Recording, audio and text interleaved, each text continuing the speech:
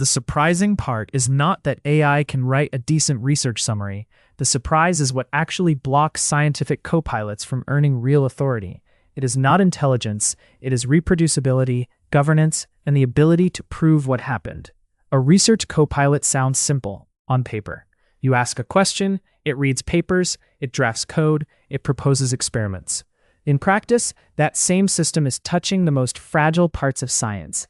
It touches messy data, half-reported methods, and results that may not replicate. When it fails, it often fails politely, with confidence and good grammar.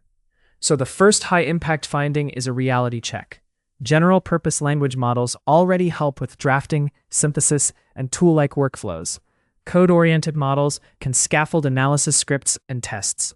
Yet reliability and hallucination remain unresolved constraints. The gap is widest exactly where strategy leaders care most, where outputs become decisions, funding, or filings.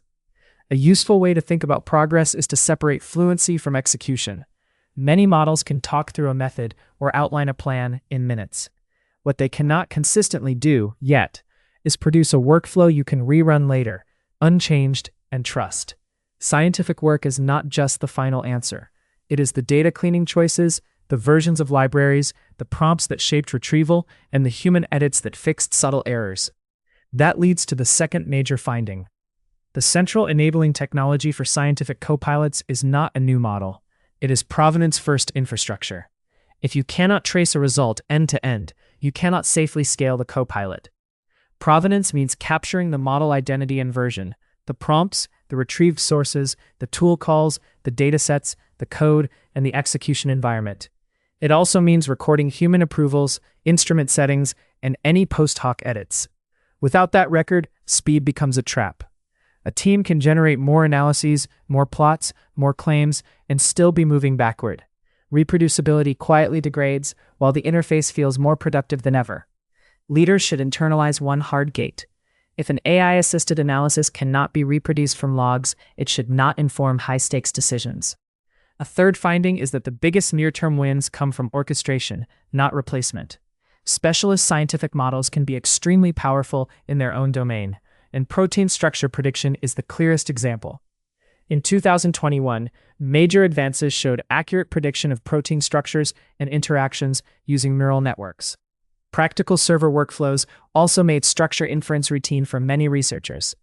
These models changed the computational prior in biology, meaning teams could rank hypotheses before spending wet lab time. The copilot's job is not to pretend the wet lab disappeared.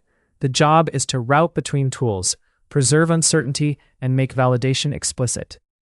A good copilot might call a protein model, summarize the output, propose candidate mechanisms, and then draft a wet lab protocol that tests the narrowest, most decision-relevant claim. The model can accelerate triage. It does not eliminate the need for downstream measurement. A fourth finding is where things start to feel like science fiction, but with real engineering underneath. Early designs for multimodal AI copilots in self-driving electrochemical laboratories sketch a path from document copilots to closed-loop science. In that loop, the model proposes an experiment, the lab executes through instruments, measurements stream back, and the model updates its plan. Even in narrow domains, that is a qualitative shift. The bottlenecks become instrument control, safe delegation, and robust objectives, not whether the model can write a paragraph. Closed-loop control introduces a new class of failure. The system can optimize the wrong objective, overfit to measurement artifacts, or consume scarce lab capacity, chasing noise. So a credible architecture requires safety interlocks, experimental budget limits, anomaly detection, abort thresholds, and human review. Authority has to be designed, not assumed. A model can be creative and still be dangerous if it can act. Now zoom out to the governance boundary, because it is already visible in healthcare-adjacent deployments. High-stakes assistance demands bounded authority, auditability, human review, and explicit accountability. Those requirements are not moral preferences, they are operational necessities when errors can harm people, waste capital, or lock in false conclusions. The lesson for research organizations is straightforward. You must distinguish suggestion from execution and execution from approval. If the interface blurs those lines, convenience will turn a tool into a decision maker. That is how authority creep happens. People stop checking outputs. not because they are careless, but because the system is always there, always fluent, and usually helpful. Another finding that matters for long-horizon planning is evaluation and how incomplete it still is. Benchmarks can measure pieces of capability, like coding tasks or question answering. They do not measure full scientific workflows. Real workflows include data hygiene, domain assumptions, method selection, statistical interpretation, and replication. A model can pass a code benchmark and still produce a scientifically invalid analysis pipeline. So evaluation has to move up a level.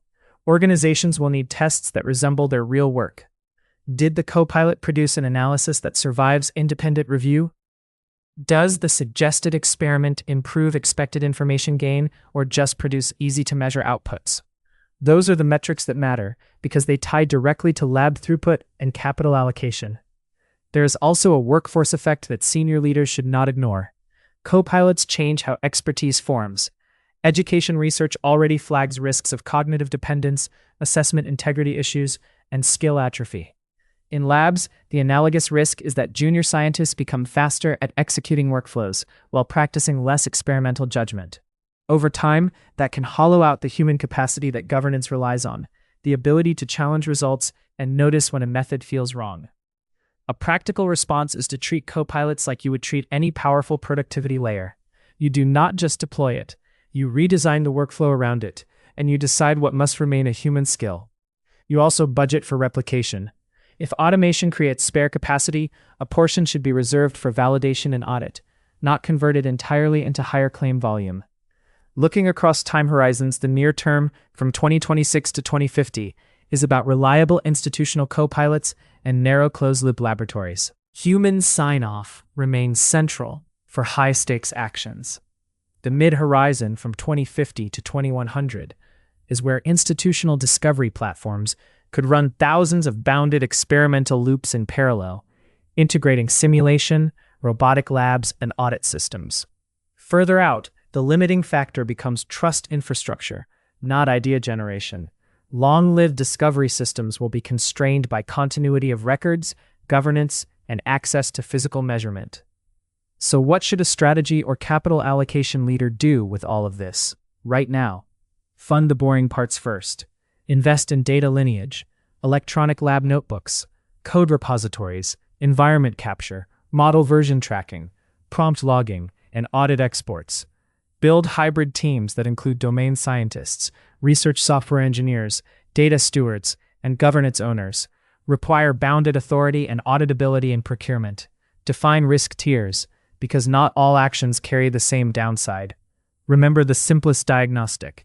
If you cannot name the accountable owner for a copilot-generated result, keep the system at assistant level. In scientific discovery, the future belongs to the teams who can prove end-to-end how they know what they claim.